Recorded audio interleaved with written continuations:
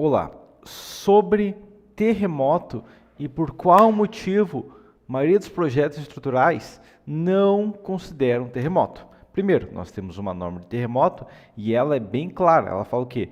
Todas as estruturas devem ser projetadas e construídas para resistir os efeitos das ações sísmicas, conforme os requisitos da norma. Então a questão não tem necessidade de considerar terremotos. Não. A gente tem norma que exige a verificação de terremoto, porém tem algumas questões que vão eliminar em boa parte dos casos essa necessidade. Agora outra questão aqui é o seguinte, de acordo com o NBR 8681, as ações sísmicas são consideradas excepcionais. O que significa isso? Basicamente significa que no dimensionamento de ação sísmica não precisa do coeficiente de segurança. Basicamente é essa a verificação que a norma tem. Ok? Então vai ser sem o coeficiente de segurança porque só precisa existir, quem sabe, uma vez na vida. Entendido? Agora, essa é uma questão. A outra questão é que a gente tem uma base aqui, ó, da velocidade da aceleração, né, de um terremoto em cada região do Brasil. E o que a gente consegue ver nesse mapa é que basicamente todo o sul, sudeste, quase todo o centro-oeste, quase todo o norte, quase todo o nordeste estão na região 0.025, ou seja, uma região com uma baixa aceleração, ok? Um pouquinho que sobrou do nordeste aqui, ó, e uma boa parte do centro-oeste e norte vão estar na zona 1, que seria a zona de 0.05 G, tá? Então seria 5% da gravidade como esforço de terremoto, ok? Essa que é a região importante. Onde que a gente tem, digamos, as zonas de maior velocidade de terremotos? Vai ser basicamente aqui, ó, minúscula coisa do norte, ok? Tá? Isso aqui vai ser zona de alto terremoto, vai ser tipo só o Acre aqui, um cantinho do Amazonas, que vão ter a zona 4, que é 0.15 gravidades. Entendido?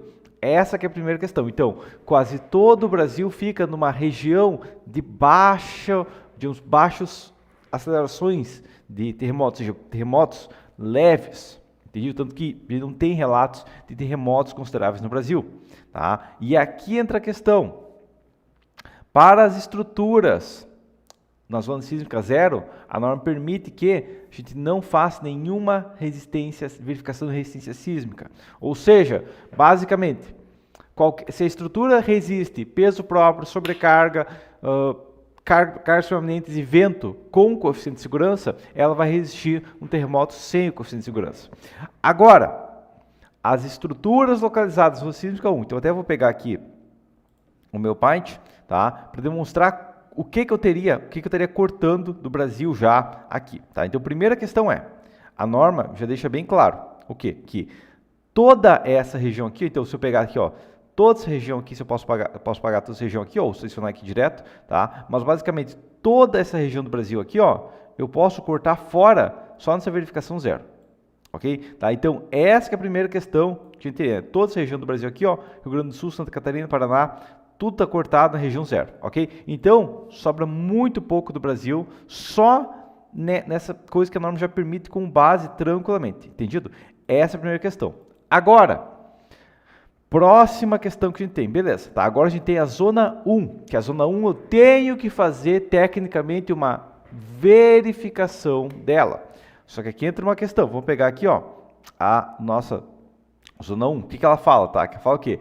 As estruturas localizadas na zona sísmica 1 devem apresentar um sistema estrutural resistente à força sísmica em duas direções, então tem que resistir nos dois eixos, inclusive com mecanismo de resistência à torção, ok? E ela tem que resistir a cargas horizontais aplicadas a todos os pisos, independente das direções, seja qualquer direção, ok? Com um valor igual a nosso Fx, da força de impacto, é 0,01, ou seja, 1% do peso do piso, ok? Considerando 25% da carga acidental. Ou seja, o que eu vou criar aqui é o seguinte, vamos imaginar que eu tenho um prédio, ok? Tá, tem um prédio aqui, ó, tá? Vamos imaginar que você tem vários andares aqui, ó. O que eu vou criar de modelo é o quê? Eu vou criar assim, ó, que eu vou ter uma carga de sismo com uma força horizontal aplicada em todo andar proporcional a 1% do peso desse prédio. Tá, peraí. A gente já viu um desenho assim antes, né? Não é os esforços de vento da estrutura também são exatamente assim? Exatamente. Os esforços de vento da estrutura, digamos, uma estrutura com resistência mais pesada a forças horizontais, também vai ter resistência mais pesada a esse deslocamento lateral de terremotos, ok? A gente tem a possibilidade de deslocamento vertical de terremotos também, não na zona 1, a gente tem esse risco, ok? Mas a questão é que, para uma estrutura onde as forças geradas pelo vento são superiores a 1% do peso próprio, isso não vai ser crítico. E para demonstrar, eu fiz um exemplo simples aqui, ó. Vamos imaginar que eu tenho uma laje de 8 por 20, ok? Quando eu falo laje, estou falando da laje, estou falando das vigas, estou falando sobrecarga nas vigas, estou falando de o peso do andar, ok? Cada andar pesa umas 160 toneladas, ok? Num prédio assim, ó, tá? Um prédio é muito pequeno.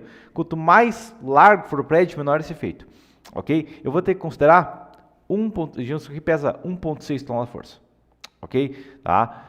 Vamos imaginar que a carga de vento seja em torno de 100 kg por metro quadrado, ok? Eu tenho que multiplicar isso aqui por 2,80, então imaginando que o vento vai bater aqui, ó, eu vou multiplicar por 2,80, que é a altura entre andares, e por 20 metros. Isso daria tipo 5,6 toneladas de força. Ou seja, para uma carga de vento usual, eu estou falando que a carga de vento é tipo mais do que 3,5 vezes mais pesada do que o que um terremoto exigiria, tá? Agora tem uma questão, primeiro, mas a maioria das regiões que a gente vai ver aqui, ó, vai ter uma questão que eu vou abrir a NBR para demonstrar uma situação, mas a questão é que essas regiões aqui são regiões onde o vento não é tão crítico, tá? Então, pegar a NBR61 aqui, peraí, jogar ela para cá, beleza? Tá? Mas a questão é, se for pegar pelo mapa aqui, ó, eu vou ter regiões aqui de 30 metros por segundo, então se eu for comparar aqui, ó, com esse mapa aqui, ó, essa quina aqui, ó, de 30 metros por segundo, e aqui embaixo também é 30 metros por segundo.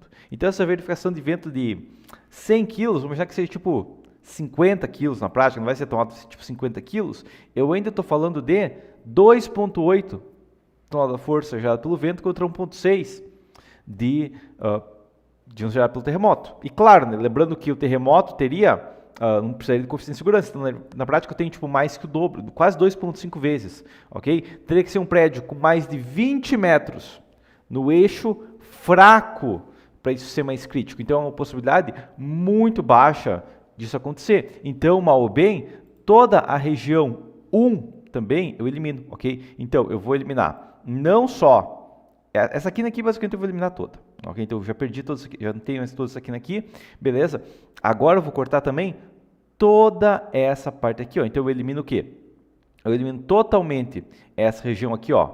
Um pouquinho aqui do centro-oeste que eu tirei aqui, tá? Vai ficar, tipo, mínima coisa do país sobrando, ok? Então, a gente vai ver que vai ter, tipo, uma região muito pequena, realmente tem que preocupar aqui, que vai ser uma região com cargas de vento superior digamos, carga de terremoto superior que um vento exigiria. Entendido? Então, toda essa região aqui, ó, eu posso tranquilamente eliminar.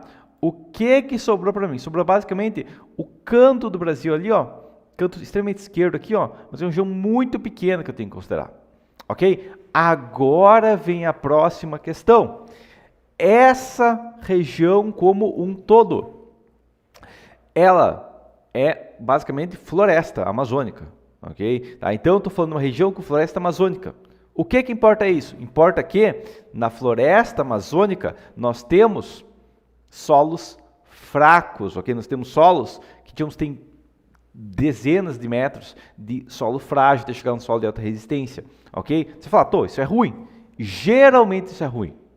Quase sempre isso é ruim. Mas, no caso específico de terremotos, o que vai acontecer é que quanto mais rígido for o solo, quando ele se deslocar, mais carga ele vai transmitir a estrutura.